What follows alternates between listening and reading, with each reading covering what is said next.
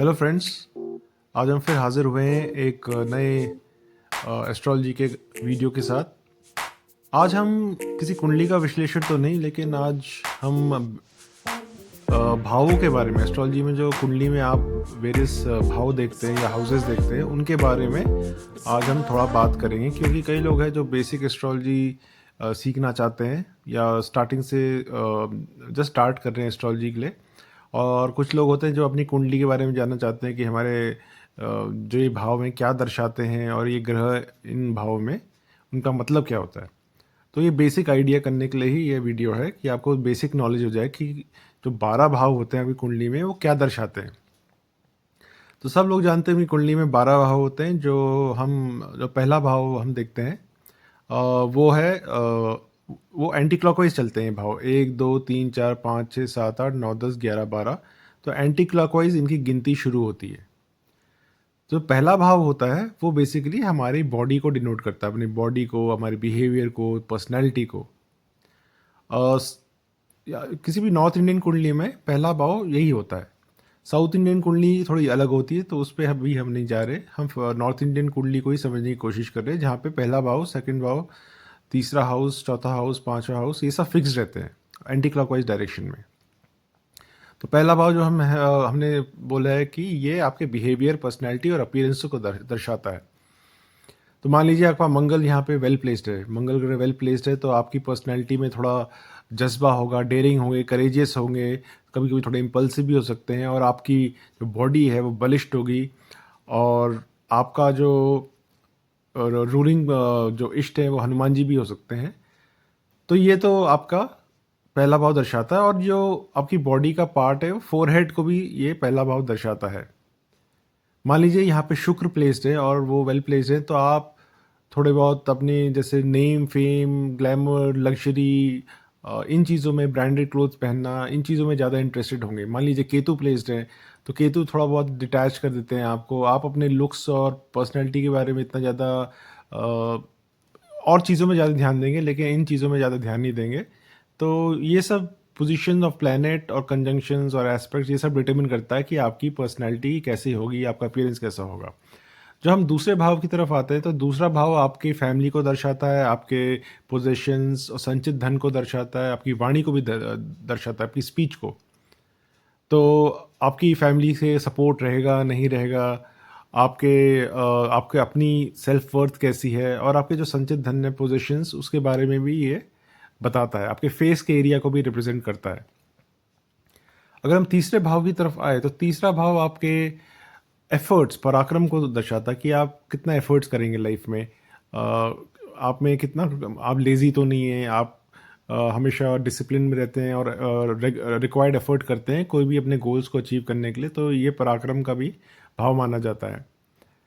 तो ये कम्युनिकेशंस का भी भाव माना जाता है। वैसे तो वाणी का सेकंड भाव से देखा जाता है। मान लीजिए आप सिंगर हैं या कोई अच्छे कवि हैं, तो सेकंड भाव में भी हम देखते हैं कि आपकी स्पीच कैसे रहेगी। लेकिन थर्ड भाव भी थोड़ा बहुत कम्युनिकेशंस को दर्शाता है। अगर आप सेल्स मार्केटिंग में जाते हैं, तो ये भी, अगर तीसरा भाव मजबूत है, तो आप उन प्रोफेशंस में भी जा सकते हैं। दूसरा भाव आपके बिजनेस, जैसे बैंकिंग सेक्टर में भी अगर जाना चाहे तो उसको भी दर्शाता है। तो तीसरा भाव जो है ये आपके थ्रोट एरिया को दर्शाता है, शोल्डर्स को भी दर्शाता है। ये रीजन जो बॉडी के होते हैं उनको दर्शाता है। और एक और बात, ये आपके जो यंगेस्ट सिबलिंग्स हैं उनको भी दर्शाता है। मान लीजिए यहाँ पे कुछ अच्छे प्लैनेट्स नहीं विराजमान है और ये थोड़ा हाउस कमज़ोर है, तो हो सकता है आपके छोटे भाई बहन से इतने अच्छे संबंध ना हो, काफ़ी लड़ाइयाँ होती रहे, छोटी मोटी लड़ाइयाँ होती रहे। लेकिन अगर ये बहुत अच्छा भाव स्ट्रांग है, तो आपके पराक्रम, एफर्ट को भी दिखाता कि आप अपना काफ़ी जज्बा रखेंगे अपने गोल्स अचीव करने के। आपके रिलेशंस भी अपने भाइयों बहनों से अच्छे रहेंगे। तो ओवरऑल ये तीसरा भाव इसको रिप्रेजेंट करता है। तो चौथा भाव है, ये बहुत इंपॉर्टेंट भाव है। ये आपके सुख, हैप्पीनेस, सुख सुविधा, भूमि, वाहन और आपके घर के बारे में, आपकी मदर के बारे में भी दर्शाता है। आपकी मदर के साथ रिलेशन कैसे होंगे, उनकी हेल्थ कैसी रहेगी, आपके कंफर्ट्स कैसे रहेंगे, आपकी गाड़ियाँ कितनी होंगी। तो ये सब चीज़ें, ये वाला पर्टिकुलर हाउस बहुत इंपॉर्टेंट है, ये सब दर्शाता है। और मान लीजिए ये अब बॉडी के चेस्ट, लंग्स और हार्ट के रीजन को दर्शाता है कि आपका आपकी हेल्थ कैसी रहेगी। स्पेशली अगर आपका ये हाउस थोड़ा वीक है तो हो सकता है आपके चेस्ट में कुछ कंजेशन या लंग्स में कुछ हल्की सी एस्थमा या कुछ इस टाइप की कई प्रॉब्लम्स ना हो। तो अगर ये हाउस मजबूत है तो फिर आपके कंफर्ट्स भी अच्छे होंगे। मान लीजिए यहाँ पे शनि और मंगल की दृष्टि पड़ रही है तो आपकी प्रॉपर्टीज़ काफ़ी होंगी। शुक्र अच्छा है यहाँ पे, आपकी व्हीकल्स भी अच्छी होंगी।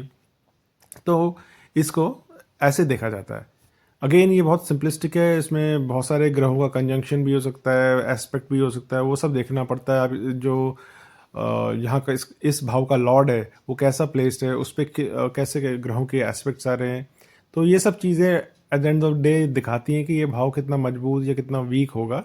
इसलिए ये सब चीज़ें ध्यान में रखने की है। लेकिन हमें अगर ये पता चल गया कि चौथा भाव या ये जितने भाव हैं इनका मेन सिग्निफिकेशंस क्या है, तो हम आसानी से फिर बाद में प्लैनेट्स की पोजीशन के बेसिस में डिटरमिन कर सकते हैं कि ये हमारा कैसा, ये एस्पेक्ट्स हमारी लाइफ के कैसे रहेंगे। तो पांचवा भाव जो है वो अगेन ये भी इम्पॉर्टेंट है। ये आपकी एजुकेशन को दर्शाता है, आपकी एजुकेशन, आपकी रोमांटिक लाइफ, आपकी क्रिएटिविटी, आपके बच्चों के संतान के बारे में, संतान सुख के बारे में। कई बार ये आपके पास्ट लाइफ कर्मास या पास्ट लाइफ के जो रिजल्ट्स हैं उनके बारे में भी ये दर्शाता है। बट जनरली अगर हम आपके रोमांटिक लाइफ के बारे में देखें तो अगर यहाँ पे मंगल, जैसे मान लीजिए मंगल और शुक्र है जो बहुत पैशनेट प्लैनेट्स हैं, कंजंक्शन का बहुत पैशनेट हो जाता है तो आपके बहुत सारे रोमांटिक अफेयर्स हो सकते हैं। अगर मान लीजिए यहाँ पे राहु है तब भी हम मान सकते हैं कि आप काफ़ी इंटरेस्टेड रहेंगे इन चीज़ों में। आपके एजुकेशन और क्रिएटिविटी को भी दर्शाता है। और अगर मान लीजिए ये हाउस वीक है तो आपकी एजुकेशन हो सकता है कॉलेज ड्रॉप आउट है, बिकॉज कॉलेज एजुकेशन को भी दर्शाता है ये भाव। तो कई लोग जो ड्रॉप आउट कर जाते हैं maybe to start the business और जस्ट बिकॉज उनका बहुत इंटरेस्ट नहीं है पढ़ाई में और वो पढ़ाई में या तो वीक है, तो ये वाला हाउस भी थोड़ा कमज़ोर उन केसेस में हमें नज़र आएगा। और ये स्टमक रीजन को डिनोट करता है। स्टमक से रिलेटेड कोई प्रॉब्लम हो गई तो आप इस पर्टिकुलर हाउस को भी देखेंगे कि क्या पता इस हाउस की वजह से ये स्टमक थोड़ा प्रॉब्लम प्रॉब्लम देता है आपको, डाइजेस्टिव इश्यूज वगैरह इस टाइप की चीज़ें। अगर हम छठे भाव को देखें, ये एक त्रिक भाव में आता है, दुस्थान माना जाता है, लेकिन ये आपकी हेल्थ को डिनोट करता है, आपकी हेल्थ कैसी रहेगी लाइफ में। ये वैसे तो रोग ऋण शत्रु का भाव माना जाता है, आपकी डिजीजेस कैसे रहेंगी या आपको ज़िंदगी में कोई लोन लेंगे नहीं लेंगे, आपके शत्रु होंगे नहीं होंगे। तो ये सब चीज़ें इस भाव से देखी जाती है। अगर ये भाव मजबूत है तो आप अपने शत्रु पर आसानी से विजय पा लेंगे, आप बीमार कम पड़ेंगे और हो सकता है आपको कभी लोन लेने की ज़रूरत ना पड़े। ये सर्विस का भी भाव माना जाता है कि हो सकता है आप सर्विस सेक्टर में, अगर यहाँ पे कुछ प्लैनेट्स की पोजीशन देख के हम ये बता सकते हैं कि आप प्राइवेट सेक्टर में नहीं, या हो सकता है आप गवर्नमेंट जॉब में ही हो लेकिन सर्विस एरिया में जाएं, या आप सेवा वॉलंटियर ऑर्गेनाइजेशंस में काम कर सकते हैं। तो ये सर्विस का भी भाव माना जाता है। अगर हम सप्तम भाव में जाएं तो सप्तम भाव अगेन सबसे काफ़ी लोग इसमें इंटरेस्टेड रहते हैं क्योंकि यहाँ पर रिलेशनशिप्स का भाव है। रिलेशनशिप्स, स्पाउस, पार्टनरशिप्स, बिजनेस का भी भाव है। कोई भी पार्टनरशिप इस भाव से भी देखी जाती है, स्पेशली मैरिटल इश्यूज़ के लिए या मैरिटल से रिलेटेड चीज़ों के लिए ये भाव देखा जाता है। काफ़ी इंपॉर्टेंट भाव है। लीगल कॉन्ट्रैक्ट्स के लिए भी ये भाव देखा जाता है। तो अगेन इस भाव में हो सकता है प्लैनेट्स आपके काफ़ी मजबूत हो तो आपकी जो शादी है वो काफ़ी स्मूथ चले। लेकिन कई बार ऐसा होता है कि मैलिफिक, जैसे मान लीजिए मंगल ग्रह वहाँ पे प्रेजेंट है और शनि का भी इन्फ्लुएंस है, तो वो हाउस थोड़ा प्रॉब्लमेटिक हो जाता है। और हो सकता है वो हाउस में मतलब आपको रिलेशनशिप मैनेज करने में थोड़ी डिफ़िकल्टीज आएँ, थोड़ी मैरिज या तो लेट हो या इंटरकास्ट मैरिज हो या इंटर रिलीजियस मैरिज हो, या आप कोई विदेशी महिला या पुरुष से शादी करते हैं। तो कई बार ये सब चीज़ें भी हमें प्लैनेट्स के इन्फ्लुएंस से पता चलती है। और कभी भी एक प्लैनेट के बेसिस में हम नहीं देखते, इसमें कई प्लैनेट्स के इन्फ्लुएंस के बेसिस में हम बता सकते हैं कि शादी कैसी चलेगी या नहीं चलेगी। और सिर्फ एक एक चीज़ के बेसिस में ये कहना थोड़ा ठीक नहीं होगा। मान लीजिए केतु ग्रह यहाँ मौजूद है तो आप हो सकता है थोड़ा डिटैच्ड हो, इतने ज़्यादा इन्वेस्टेड ना हो अपनी रिलेशनशिप्स में। अगर राहु प्रेजेंट है और या राहु का इन्फ्लुएंस है, बहुत स्ट्रॉन्ग इन्फ्लुएंस है, तो आप हो सकता है कि आउटसाइड मैरिज भी आप आपके कोई शायद अफेयर्स हो सकते हैं। लेकिन अगेन मैं कहूँगा कि सिर्फ एक ग्रह के बेसिस में हम नहीं डिसाइड करेंगे, हमें नवमांश भी देखना पड़ता है। तो अगेन 7th हाउस आपके स्पाउस, रिलेशनशिप, मैरिटल रिलेटेड चीज़ों के लिए देखा जाता है। जो अष्टम भाव है, अगर हम 8th हाउस में आते हैं तो 8th हाउस आपके हिडन चीज़ें जैसे ओकल्ट हो गया, आपकी लॉन्जेविटी के बारे में दिखाता है कि आपको आपकी आयु अच्छी रहेगी, या आप ऐसे तो नहीं बोलेंगे कम रहेगी, लेकिन आपके पेन सफरिंग तो नहीं होगा लाइफ में ज़्यादा। अगर यहाँ ये भाव मजबूत है तो पेन सफरिंग कम रहेगी आपकी लाइफ में। आप ओकल्ट में भी इंटरेस्टेड हो सकते हैं, हिडन चीज़ों में। ये आपके इनहेरिटेंस का भी भाव है, ये आपके इन लॉज का भी भाव है। तो ये सब चीज़ें 8th हाउस से देखी जा सकती हैं। तो जितने भी लोग एस्ट्रोलॉजी, न्यूमरोलॉजी, तंत्र या इन सब चीज़ों में इंटरेस्टेड है, उनका 8th हाउस में प्लैनेट्स कौन से प्लैनेट्स मौजूद हैं, कितना स्ट्रॉन्ग है, किन प्लैनेट्स का इन्फ्लुएंस है, तो ये सब चीज़ें डिटरमिन करती है कि हो सकता है ये ज़्यादा काफ़ी इंटरेस्टेड रहे इन चीज़ों में, ओकल्ट से रिलेटेड। जो नवम भाव है वो आपके धर्म का भाव है, आपके पिता का भाव है, और आपकी लॉन्ग डिस्टेंस ट्रैवल का भाव है, और हायर एजुकेशन मानी पोस्ट ग्रेजुएशन। सो अगर ये मजबूत है तो आप धार्मिक प्रवृत्ति के हो सकते हैं, आपके फादर के साथ अच्छे रिलेशंस हो सकते हैं। तो ये सब चीज़ें आपके नवम भाव से भी देखी जाती हैं। अब हम आते हैं आपके सबसे एक और इम्पोर्टेंट भाव जो कर्म का भाव है, जो दशम दशम स्थान बोलते हैं, दशम 10th हाउस। तो ये आपके fame, social status, profession, career, इन सब चीज़ों के लिए ये देखा जाता है।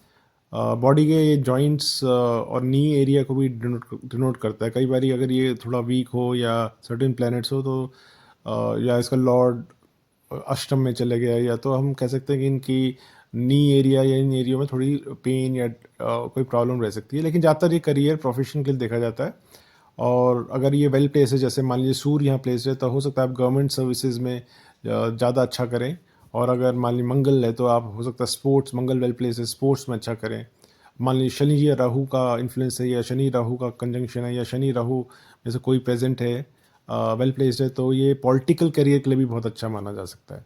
एंड अगेन करियर सिर्फ 10th हाउस से नहीं देखते, हम बाकी चीज़ों को भी देखते हैं, क्योंकि एक आदमी के लाइफ में करियर कई बार ही बदल सकते हैं, आपके फील्ड बदल सकते हैं। आप हो सकता है जैसे आप आईटी से शुरू करें, फिर बाद में बिजनेस में डाइवर्ट कर जाएं, और बाद में रिटायरमेंट के बाद कुछ और करें। तो करियर कभी भी स्टैटिक नहीं रहता, ये चेंज होता रहता है। तो हमें कई चीज़ों को देखना पड़ता है कि आपके कौन कौन से ग्रह कौन कौन सी पोजीशन में, और आपको किस चीज़ के लिए फेवर कर सकते हैं। तो उन चीज़ों की दशा के टाइम पे हो सकता है आप करियर स्विच करें, पहले आप सर्विस करें, फिर बाद में बिजनेस कर सकते हैं। लेकिन 10th हाउस का मजबूत होना ये दर्शाता कि आपके करियर में काफ़ी स्मूथ रहेगा। अगर ये हाउस वीक है तो हो सकता है कि आपके बॉस से न पटे, या आपका करियर बार बार बदले। अगर मान लीजिए केतु प्रेजेंट है, यहाँ पे केतु का इन्फ्लुएंस स्ट्रॉन्ग है, या आपके जो 10th लॉर्ड है वो वीकली प्लेस्ड है, मैलिफिक प्लैनेट्स के इफेक्ट में है, तो हो सकता है आपके करियर में कई ब्रेक्स हों। ये भी पॉसिबल है। अगर हम 11वें भाव में आते हैं, ये लाभ का भाव है, ये आपके डिज़ायर्स का भाव है, गेंस, और आपके एल्डर सिबलिंग्स का भी भाव है, और आपके फ्रेंड्स का भी भाव है। तो अगर ये भाव मजबूत है तो आपकी इनकम अच्छी रहेगी, आपके गेंस अच्छे रहेंगे, आपको रिवॉर्ड्स, रिकग्निशन भी मिलेगा लाइफ में। और इसमें बेसिकली आपके सिबलिंग्स के साथ रिश्ते कैसे रहेंगे, एल्डर सिबलिंग और फ्रेंड्स के साथ, ये भी इम्पॉर्टेंट है। अगर हम 12वें लास्ट जो भाव है, लास्ट जो घर है, वो है आपका व्यय का भाव, लॉसेस का भी भाव बोलते हैं। लेकिन इसमें जो है आपके एक्सपेंडिचर देखे जाते हैं, आपके एक्सपेंडिचर्स कैसे रहेंगे। कहीं हॉस्पिटलाइजेशन का भी देखा जाता है, हॉस्पिटलाइजेशन। कई लोग जो जेल जाते हैं उनका 12वां भाव कमज़ोर होता है। इसमें आपके मेडिटेशन भी आता है, मोक्ष का भी भाव माना जाता है कि अगर यहाँ पे सर्टेन प्लैनेट्स प्लेस हैं, जैसे केतु का यहाँ प्रेजेंट होना, तो कई बार मोक्ष का भी इंडिकेटर है।